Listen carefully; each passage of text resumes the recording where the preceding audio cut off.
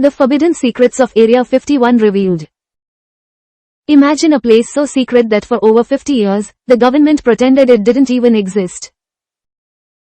This isn't a movie plot, this is the reality of the mysterious base known as Area 51. Meet Arjun, an investigative journalist who can't stand a closed door, especially one guarded by armed men. Arjun has spent years tracking whispers and rumors, leading him to the edge of the most forbidden land on earth. He looks out over the shimmering heat, seeing only sand, but he knows a storm of secrets lies beneath. To understand this place, we have to go back to the 1950s, when the world was locked in the Cold War. America was terrified of the Soviet Union and desperately needed a way to spy from the edge of space. They found a dry lake bed called Groom Lake, a place so isolated it was perfect for hiding things.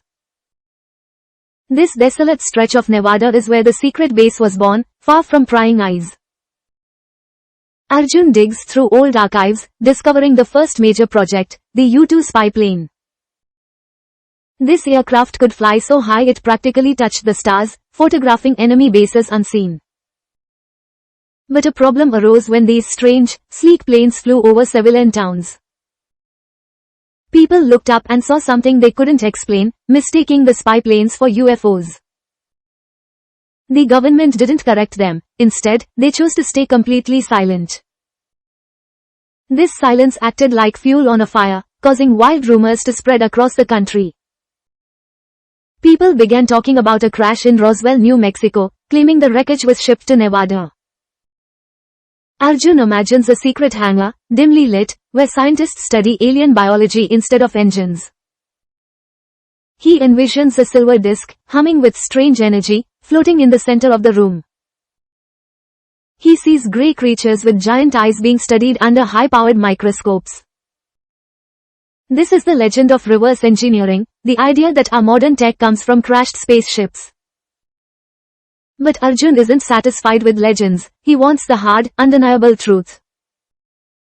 He pushes closer to the perimeter, feeling the weight of the forbidden zone ahead. Suddenly, white pickup trucks appear from behind the dunes, kicking up clouds of dust. These are the camo dudes, the mysterious security force that watches every move. They don't speak, they just watch, their eyes hidden behind dark sunglasses. Their hands are never far from their weapons, signaling that this is no place for tourists. The tension rises as Arjun realizes he's being tracked by motion sensors buried in the sand. An X-ray view reveals the hidden sensors pulsing beneath Arjun's boots. He discovers the base wasn't just for aliens, it was the birthplace of the State Route 71, Blackbird. The Blackbird flew faster than a bullet, a terrifying feat of human engineering. Then came the F-117 Nighthawk, the first stealth fighter designed to be invisible to radar. These planes were ghosts in the sky, making the base a hub for invisible warfare. For decades, the CIA denied everything, treating the base as if it were a ghost story. Then, in 2013, the agency finally admitted the base existed, but the secrets remained locked. Arjun meets a contact in a dim Las Vegas alley, a man who once worked the perimeter. The contact whispers about the Janet flights, the unmarked white planes that ferry secret staff.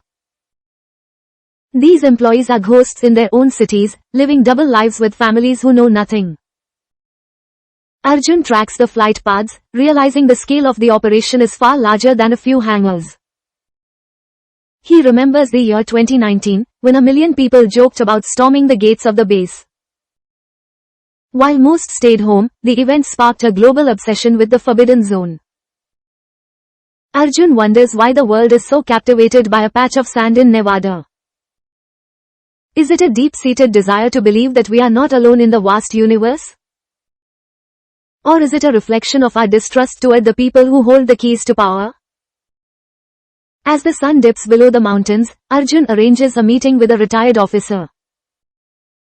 This is Colonel Vance, a man with a face like granite and a voice like gravel. Vance doesn't smile, he looks at Arjun with the eyes of someone who has seen too much. He tells Arjun that the real secret isn't about little green men from another planet. Instead, it's about the terrifying lengths a government will go to for a military edge. Vance hints that there are technologies being tested right now that defy known physics. He claims these new crafts would make the legendary U-2 spy plane look like a paper airplane. Arjun realizes a shocking twist: the government doesn't mind the alien rumors. In fact, they actively encourage the myths to keep the public distracted. The UFO stories serve as the perfect cover for the most advanced weaponry on Earth.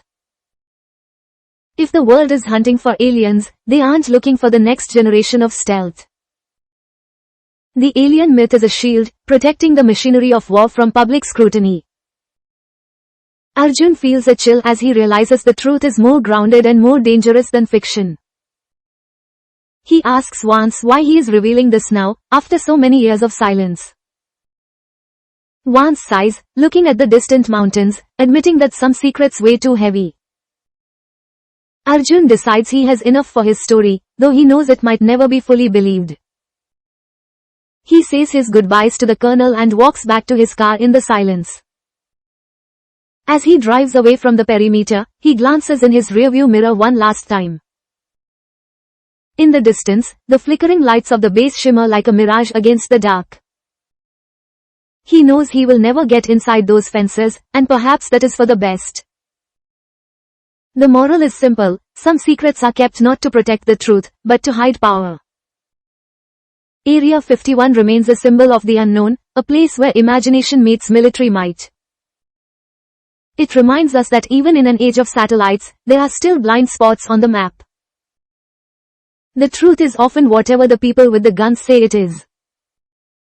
Arjun drives into the sunrise, leaving the mystery of Groom Lake behind him. The forbidden truth remains hidden, but the search for it is what keeps us human.